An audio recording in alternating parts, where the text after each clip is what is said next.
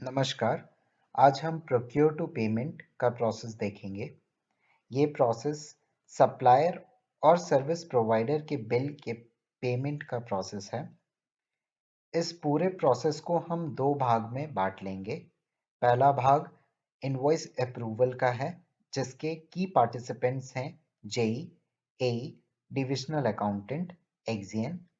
और दूसरा भाग है पेमेंट अप्रूवल, जिसके की पार्टिसिपेंट्स हैं डिविजनल अकाउंटेंट, एग्जीक्यूटिव असिस्टेंट या फिर कैशियर एंड डीडीओ।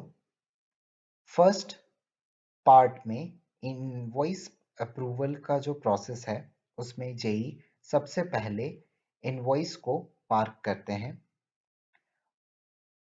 वो इनवॉइस एई के आईडी पे जाती है, जहां एई रिव्यू और चेक करके अपना अप्रूवल देते हैं।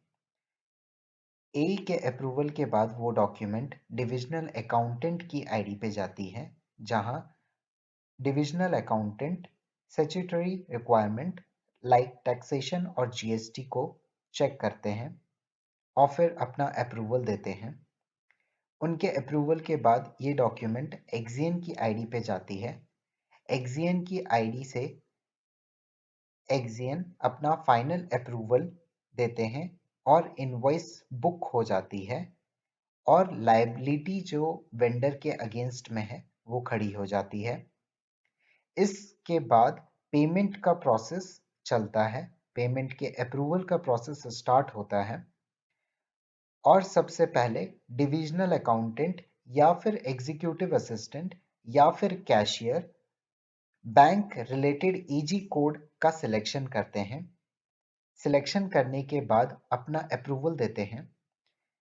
अप्रूवल के बाद डीडीओ के पास वो डॉक्यूमेंट जाती है।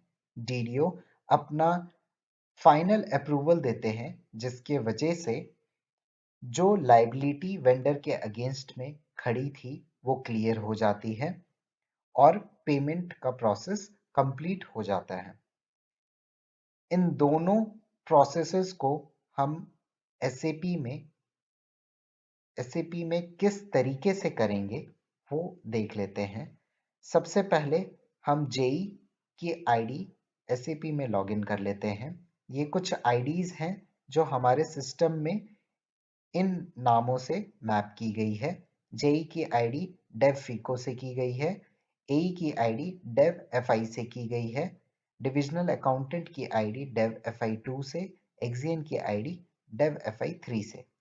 तो चलिए देखते हैं कि हम इन प्रोसेसेस को एसएपी में किस तरीके से कर सकते हैं। एसएपी के स्क्रीन पे हम कनेक्शन पे डबल क्लिक कर लेंगे।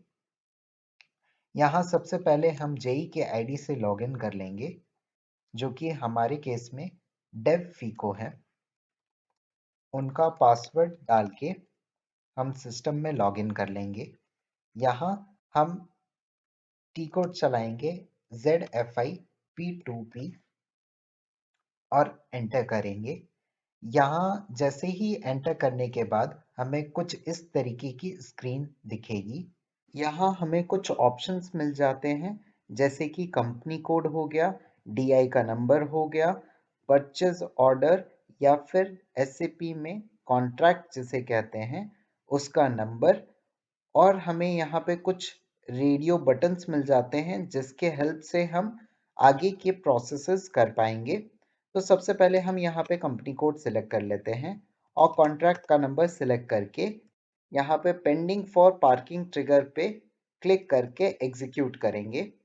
यहाँ हमें एक लाइन आइटम शो होगा, जो इस वेंडर के करस्पॉन्डिंग जितने भी डीआई और कॉन्ट्रैक्ट होंगे वो यहाँ पे हमें डिस्प्ले हो जाएंगे। जेई सबसे पहले click here for invoice parking पे क्लिक करेंगे।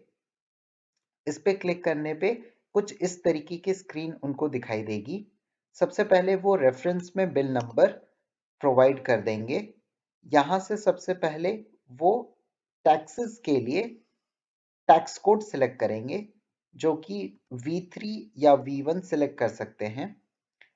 ये सिलेक्ट करने के बाद उन्हें कैलकुलेट टैक्स पे टिक लगाना है और यहाँ बिजनेस प्लेस और सेक्शन सिलेक्ट कर लेना है। इसके बाद इस बटन को सिलेक्ट करके DI के नंबर को अडॉप्ट कर लेंगे, जिससे उस DI में जितने भी मटेरियल हैं वो हमारे लिस्ट में ऐड हो जाएंगे। यहाँ आप देख सकते हैं कि उनका टोटल जितना भी बैलेंस अमाउंट है, टैक्स लगने के बाद, GST CGST ऐड होने के बाद इतना अमाउंट आ गया है। इस अमाउंट को हम कॉपी करके इस अमाउंट वाले फील्ड में पेस्ट कर देंगे और एक एंटर प्रेस करेंगे। एंटर प्रेस करने के बाद हम सिमुलेट बटन पे क्लिक करेंगे। उसके बाद यहाँ जितने भी एंट्रीज, अकाउंटिंग एंट्रीज हुई है, वो यहाँ पे दिख जाएगी। इसके बाद हम बैक प्रेस करेंगे और इस डॉक्यूमेंट को हम सेव कर लेंगे। सेव करने के बाद हम इसी लिस्ट को एक इस लाइन आइटम को सिलेक्ट करके रिफ्रेश लिस्ट पे क्लिक करेंगे। यहाँ पे उस डॉक्यूमेंट का नंबर आ जाएगा। अब इस नंबर के बाद हमें पेमेंट डिटेल्स पे क्लिक कर लेना है।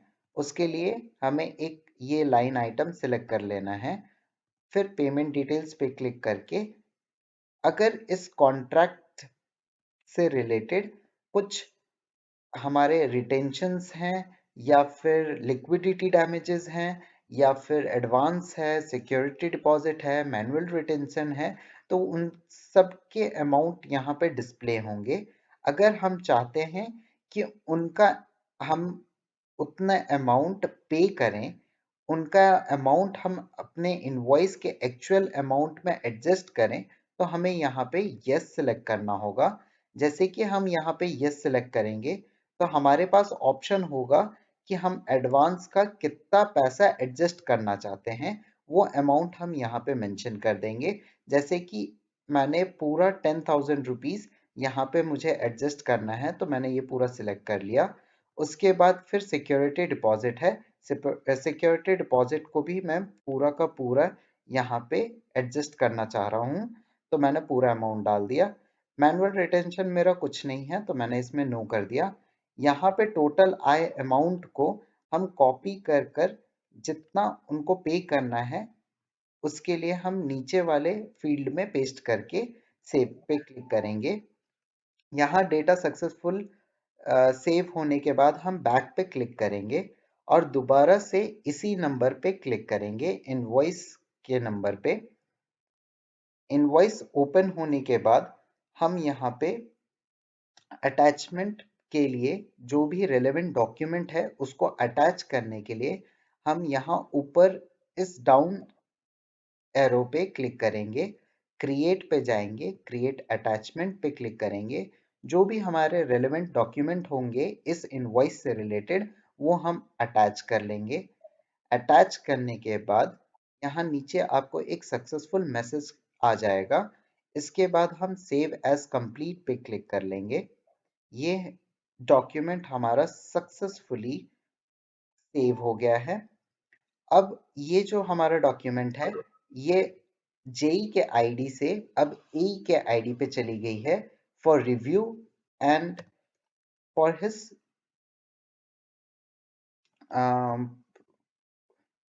His approval. तो अभी हम एई की आईडी लॉगिन कर लेंगे। एई की आईडी लॉगिन करने के लिए हम dev fi1 लॉगिन कर लेते हैं और zfi P2P ट्रांजैक्शन यहाँ पे रन करते हैं। यहाँ पे हम कंपनी कोड और परचेज ऑर्डर जो कि कॉन्ट्रैक्ट है उसको सिलेक्ट करके pending for pending for posting approval पे क्लिक करेंगे और एग्जीक्यूट पे क्लिक करेंगे। इसके बाद हम जैसे ही इसको स्क्रॉल करके चेक करेंगे तो हमें पता चलेगा कि इनवॉइस जो है वो किसकी आईडी से जनरेट हुई है और अभी किसकी आईडी पे उसका अप्रूवल पेंडिंग है। अगर एई चाहते हैं कि वो इनवॉइस को देखें तो वो इस नंबर पे क्लिक कर सकते हैं। ये इनवॉइस का नंबर है, इस पे वो क्लिक करके इनवॉइस को रिव्यू कर सकते हैं। अगर सब चीज ओके होगा तो इस बैक बटन पे क्लिक करके नो क्लिक करके यहाँ हम लाइन आइटम को सिलेक्ट करके अप्रूव पोस्टिंग बटन पे क्लिक करेंगे। यहाँ हम यस को सिलेक्ट करेंगे और यहाँ ए अपना कमेंट मेंशन करके इसको सेव करेंगे। ये अब ए के आईडी से अप्रूव हो चुकी है। अब ये डिविजनल अकाउंटेंट की आईडी पे गई है ये डॉक्यूमेंट। इस डॉक्यूमेंट में जो भी स्टैट्यूटरी एंट्रीज हैं उसको डिविजनल अकाउंटेंट चेक करेंगे। डिविजनल अकाउंटेंट की आईडी डेफ FI2 है। इसको हम लॉगिन कर लेते हैं। यहाँ पे भी टी कोड ZFIP2P रहेगा। यहाँ हम कंपनी कोड और कॉन्ट्रैक्ट सिलेक्ट करके पेंडिंग फॉर पोस्टिंग अप्रूवल पे एग्जीक्यूट करेंगे। यहाँ हम थोड़ा स्क्रॉल करके देखेंगे तो ये ए के आईडी से अप्रूव हो चुकी है और अभी ये अकाउंटेंट डिविजनल अकाउंटेंट के आईडी पे है। तो डिविजनल अकाउंटेंट इस इनवॉइस में जितने भी स्टैट्यूटरी एंट्रीज हैं उनको चेक करेंगे और इस लाइन आइटम को सिलेक्ट करके अप्रूव पोस्टिंग करेंगे। अगर उनको लगता है कि ये इनवॉइस में कुछ कमी है तो वो रिजेक्ट पोस्टिंग भी कर सकते हैं और अपने कमेंट्स मेंशन कर सकते हैं। जैसे ही वो रिजेक्ट पोस्टिंग करेंगे तो उनसे एक जो बैक आईडी होगी जो कि ए की आईडी है उस पे चली जाएगी फॉर देयर रिव्यूअल। अगर वो भी अगर रिजेक्ट करते हैं तो वो फाइनली फिर जेई के आईडी पे चली जाएगी फॉर द करेक्शन। अभी हम इस लाइन आइटम को अप्रूव पोस्टिंग करेंगे। यहाँ हम यस सिलेक्ट कर लेंगे। यहाँ जो डिविजनल अकाउंटेंट होंगे वो अपना कमेंट मेंशन करके सेव बटन पे क्लिक करेंगे। अब ये जो डॉक्यूमेंट है वो हमारे एक्सियन की आईडी पे चली गई है। एक्सियन की आईडी हमारे सिस्टम में डेव FI3 है। हम इसको लॉगिन कर लेते हैं। एक्सियन भी सेम टी कोड चलाएंगे ZFIP2P। यहाँ कंपनी कोड और कॉन्ट्रैक्ट सिलेक्ट करके पेंडिंग फॉर पोस्टिंग अप्रूवल पे क्लिक करेंगे और एग्जीक्यूट बटन प्रेस करेंगे। यहाँ पे लाइन आइटम जो अपीयर हुआ है उसमें आप देख सकते हैं कि फाइनल अप्रूवल जो है वो अभी एक्सियन की आईडी पे है। यहाँ पे एक्सियन इस लाइन आइटम को सिलेक्ट करके अप्रूव पोस्टिंग पे क्लिक करेंगे। यहाँ यस पे सिलेक्ट करके अगर वो चाहते हैं और ये एक लाइन आइटम उनको दिखेगा जिसमें कि इनवॉइस की पोस्टिंग कर दी गई है और एडजस्टमेंट के डॉक्यूमेंट्स भी पोस्ट हो गए हैं। अब वो यहाँ पे बैक पे क्लिक करके यहाँ पे अपना कमेंट मेंशन कर सकते हैं। अगर वो चाहते हैं कि फंड इस प्रोसेस के लिए फंड रेज करें तो वो अपने कमेंट्स मेंशन कर सकते हैं।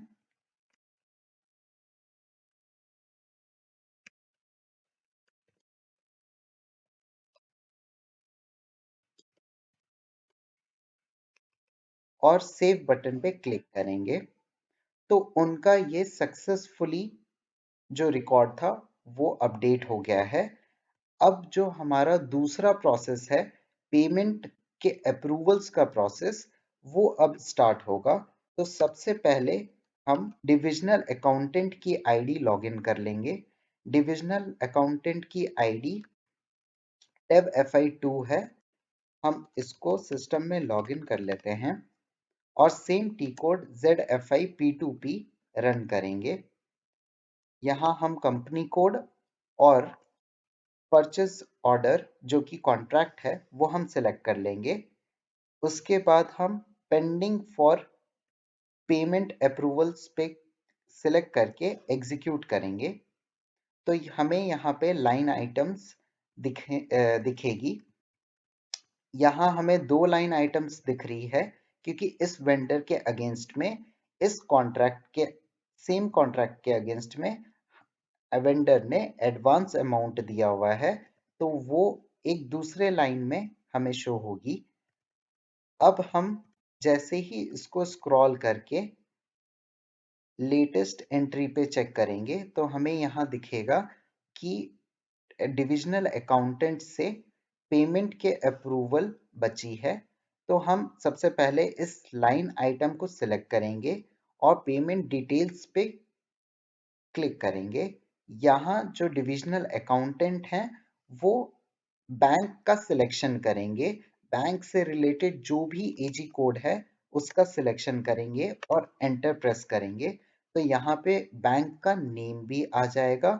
उसके बाद हम सेव बटन पे प्रेस करेंगे। ये हमारा डेटा सक्सेसफुली अपडेट हो गया है। तो हम बैक पे क्लिक करके इस लाइन आइटम को ही सिलेक्ट करेंगे और फिर अप्रूव पेमेंट पे क्लिक करेंगे। यहाँ पे हम यस सिलेक्ट करके और डिविजनल अकाउंटेंट अपना यहाँ कमेंट मेंशन करेंगे और सेव बटन पे क्लिक करेंगे। फाइनली ये डॉक्यूमेंट हमारे डीडीओ के आईडी पे जा चुकी है फॉर फाइनल अप्रूवल। तो हम डीडीओ की आईडी लॉगिन कर लेते हैं सिस्टम में। डीडीओ की आईडी है devfi3। हमने इनकी आईडी लॉगिन कर ली है और ये भी सेम टी कोड चलाएंगे ZFIP2P। इसको एंटर करने के बाद यहाँ वो कंपनी कोड और कॉन्ट्रैक्ट का नंबर डाल के पेंडिंग फॉर पेमेंट अप्रूवल पे क्लिक करेंगे और एग्जीक्यूट बटन पे क्लिक करेंगे। उनको यहाँ पे जो लाइन आइटम शो होगा ऊपर वाले लाइन आइटम को सिलेक्ट करके अप्रूव पेमेंट पे क्लिक करेंगे। यहाँ वो यस पे क्लिक करेंगे। जैसे ही वो यस पे क्लिक करेंगे सारे डॉक्यूमेंट्स पेमेंट से रिलेटेड क्लियरिंग डॉक्यूमेंट्स और फाइनल पेमेंट का डॉक्यूमेंट पोस्ट हो जाएगा। उसके बाद हम बैक पे क्लिक करेंगे और यहाँ पे जो डीडीओ होंगे वो अपना फाइनल जो कमेंट होगा वो मेंशन करके सेव बटन पे क्लिक करेंगे। अगर हम इसी टी कोड पे जाकर दोबारा से चेक करते हैं इस कॉन्ट्रैक्ट के रिगार्डिंग तो वो लाइन आइटम अब यहाँ पे नहीं मिलेगा हमें। वो एक लाइन आइटम सिर्फ शो होगा जो कि एडवांस का है और बाकी जितना भी अमाउंट था वो हमारा सिस्टम से पोस्ट हो गया है। जो लायबिलिटी वेंडर के अगेंस्ट में खड़ी थी वो क्लियर हो गई है। धन्यवाद।